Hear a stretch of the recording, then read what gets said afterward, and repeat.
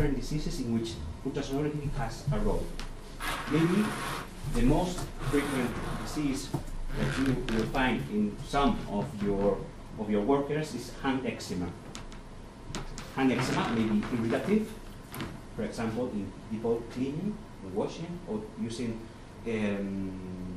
irritant liquids, or those working with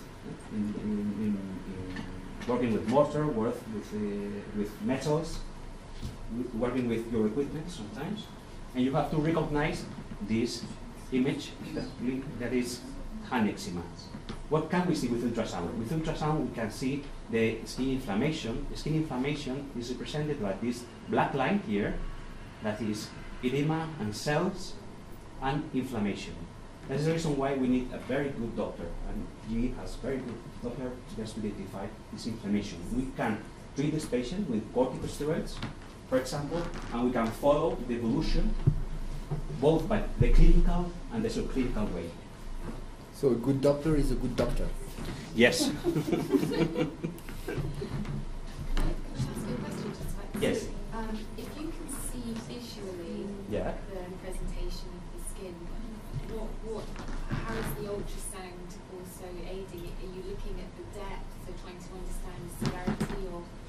In the clinical, we only see it's more red, less red. Yeah. And the way to see the deep information and to predict what is going to happen, or for example, if we see that this inflammation is very deep, maybe we go with oral corticosteroids. Okay. If it's very superficial, with mild superficial corticosteroids, that would be fine. Then it sometimes helps us to decide between topical or oral. And you can make comparison between... You can make a follow-up. Exactly. Yeah. And you can see how the skin returns to the initial structure you see at the beginning. That's the reason why I showed you how is the healthy skin. Although these are our machines, we are not all experts in reading ultrasound images. So we have the ultrasound and we have the Doppler here at the same time. And the color is the flow. The color is the flow, exactly. The flow. So when there is an increase in circulation, it means that there is an inflammation. An inflammation or a tumor. Or a tumor, yeah. There's neovesicles. Some of you may think that your patients won't have acne, something they've passed. The thing is, sometimes some workers have acne. This occupational acne that we see, for example, in painters or oil refining. Just imagine a group of workers come to you with acne, sudden acne, and you see that some painting has been made in your building. You now know what's happening in this acne. With respect to acne, we can differentiate the more superficial forms of acne, papules and pustules, from nodules. You can see how deep, how important is inflammation, and then the same. Try to treat with topical treatments, antibiotics, whatever, or with oral treatments, toxicity or other antibiotics that we use in acne. Here, the most important part is discover why your workers are having acne. But it may happen. Okay? Occupational rosacea. Occupational rosacea. Your workers may have rosacea. Well, rosacea is very common, for example, in the United Kingdom. For example, in Ireland, it's quite common. And we will see it in hot workers. With hot workers, I mean with people working in hot environments, sauna, very hot places. You will see that they will flush and start having papules, pustules, even. This quite ethnic. In some countries, it's very, very common. For example, in the United Kingdom, it's really, really common. With ultrasound, we may see also the inflammation and just monitor the inflammation that is going on. Farther from it's redder or no, it's not so red. Do you get some patients, ultrasonography helps us to identify what may be not dermatological. This patient This is a returee patient that came for this mole.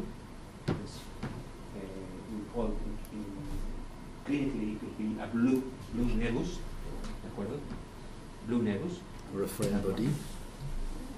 You know the term blue nevus? Yes. It's nevus that is blue. It's quite common. It has the heart changing. Okay. When we performed the ultrasound, we saw this. Foreign body, yeah. It looks like a foreign body. That's what I said. This is a stone. Asking the patient, he told us that he was a stone carver. He has been working with the stone all his life.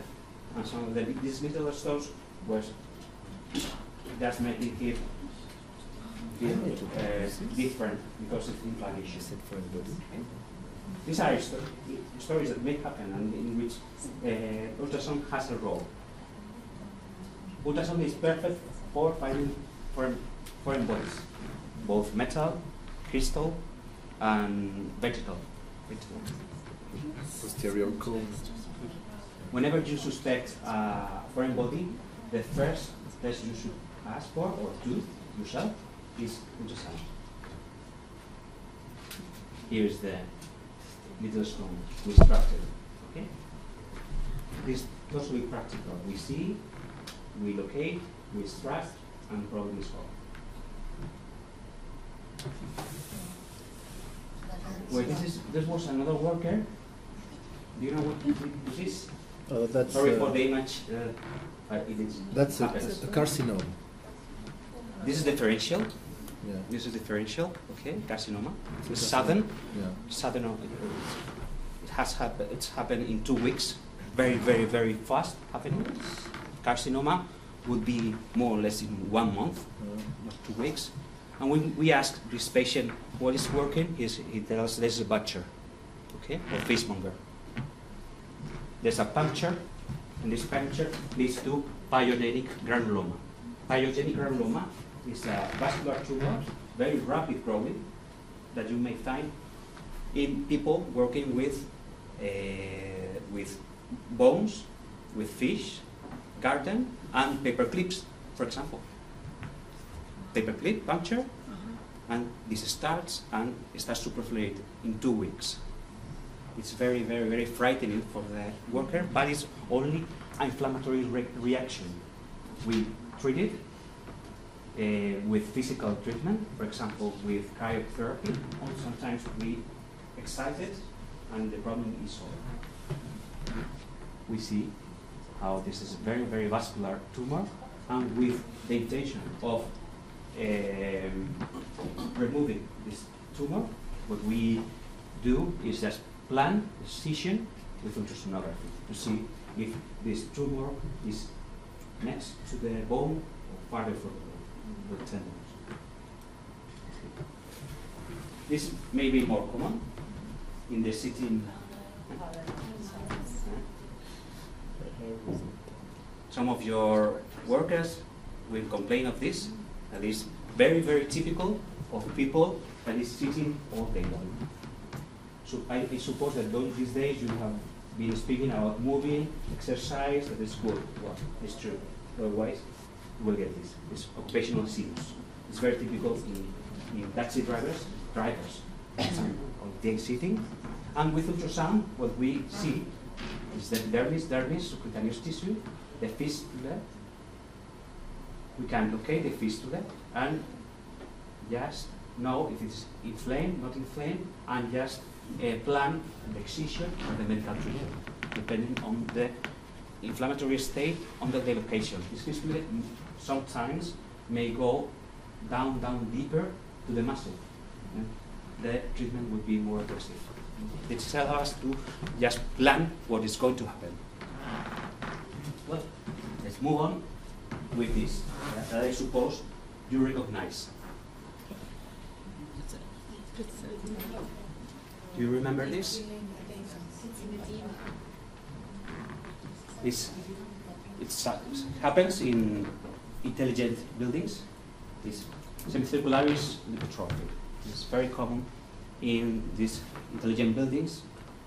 I don't know if because they are called that because of the people there They are working there, very intelligent, because the building is more intelligent than the people working there. I don't know, but this happens, and it's very frightening for the workers. A big group of workers will come to you, asking what is happening to them. This is the pathophysiology of what's happening there. It's thought to be related with electrostatic and the tables, and it creates a field, and this field leads to lipoatrofia. This is what it's thought now. There are some theories. One of them. Remove the fat if we I don't know if you have experience with semicircular lipoatrophy. Here in Spain, with some recent buildings, we have had some problems, and it's very, very frightening for the worker. The newspapers rapidly go there, and well, with ultrasonography, we can diagnose it in comparison with another diseases that are very similar, such as henoid or cellulitis. This always happens in the hospital with nurses. They come. I have lipoatrophy. This is not lipoatrophy. This is only just accumulating fatty tissue there, just to differentiate. Here, this is a real lipoatrophy. You see that the dermis is down here, and the tissue, the subcutaneous tissue here, has almost come to a quarter. You see it? Start collapsing. Start collapsing. Once once we treat the building with humid ventilation and other things that there are technicians that will help you to solve this problem. This starts to solve, and the subcutaneous tissue returns to normality. It's very interesting. So in fact, it's not an intelligent building, it's a stupid building. It's a killer building.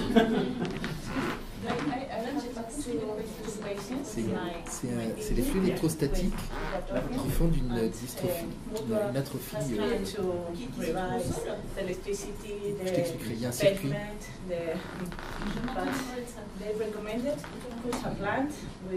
Put a plant.